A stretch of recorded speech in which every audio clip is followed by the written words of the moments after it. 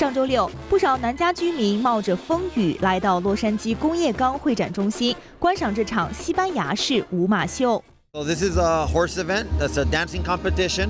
I have riders coming from Arizona, California, Oregon, Washington, some various states, Nevada as well.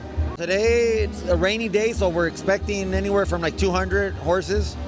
在马背上长大的罗德里格斯告诉记者，训练骏马跳舞可不简单。You teach them how to dance, you teach them how to sit down, how to lay down. The biggest challenge is just time. Usually like 2 years minimum. Minimum 2 years training.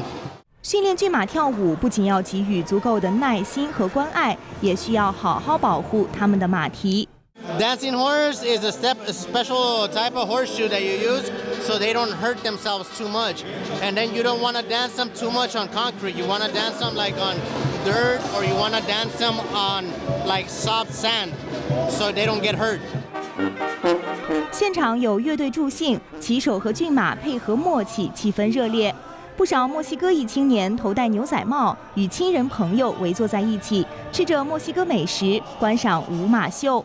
So we come from Mexico and then we come over here and we do the same thing and it makes us very happy too.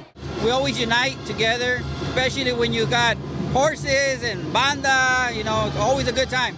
Well, we love music, we love to dance, and we like to eat. It's a lot of nice culture and traditions from my ancestors, so it's really beautiful, and then I get to pass it down to my daughter.